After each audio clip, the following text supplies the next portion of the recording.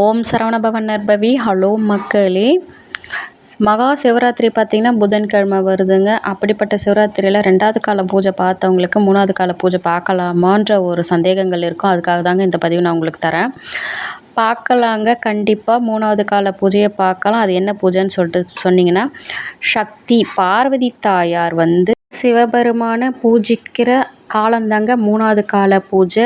அந்த கால பூஜையில் தான் பார்த்திங்கன்னா தாழம்பூ தான் செஞ்ச தவறை மன்னிச்சு அருளும்படி சிவபெருமானிடம் கேட்டாங்க. தான் சொன்னது பொய் தான், இதை நீங்கள் தான் மன்னிக்கணும்னு சொல்லிட்டு சிவபெருமான்கிட்ட கேட்டாங்கங்க. அப்போ சிவபெருமான் அந்த தாழம்பூவை மன்னிச்சு அவருடைய முடியில் சூடியதுதாங்க அந்த 3வது கால பூஜை.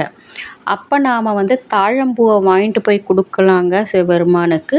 தாழம்பூ கிடைக்கலன்னு சொல்லிட்டு சொன்னீங்கன்னா வில்வத்தையும் வாங்கிட்டு போய் கொடுக்கலாங்க.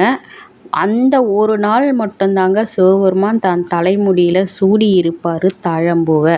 வேறு எந்த நாள்லேயும் அவருக்கு தாழம்பூ தலைமுடியில் சூட மாட்டாங்கங்க. அப்படிப்பட்ட அற்புதமான காலம்தான் 3வது கால பூஜை மக்களே. 3வது கால பூஜைக்கு பார்த்திங்கன்னா தேன் அபிஷேகங்கள் செய்வாங்கங்க.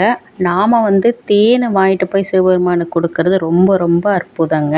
இந்த 3வது கால பூஜையை பார்த்திங்கன்னா லிங்கோத்பவ கால பூஜைன்னு தாங்க சொல்லுவாங்க மக்களே. நம்ம பார்த்துருப்போம் லிங்கோத்பவர் எங்கே இருப்பாருன்னு சொல்லிட்டு. நம்ம எந்த சிவபெருமான் கோயில் ஸ்தலத்தில் சுற்றி வரும்போது அந்த பிரகாரத்தில் பார்த்திங்கன்னா பின்புறமாக இருக்கிறவர் தாங்க லிங்கோத்பவர்.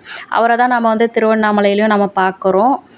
அப்படிப்பட்ட லிங்கோத்பவரை வழிபட்டு அருள் பெறும் காலந்தாங்க 3வது கால பூஜை. சக்தியினுடைய அருளும் அன்னைக்கு நமக்கு கிடைக்குங்க. பார்வதி தாயார் பூஜித்தாங்க, அதனால் அந்த தாயாரோட அருளும் நம்ம முழுமையாக பெறலாங்க. சிவராத்திரி அன்னைக்கு 3வது கால பூஜையை பார்க்கல, நான் 4வது கால பூஜை பார்க்கலாமான்னு சொல்லிட்டு சொன்னீங்கன்னா கண்டிப்பாக பார்க்கலாங்க.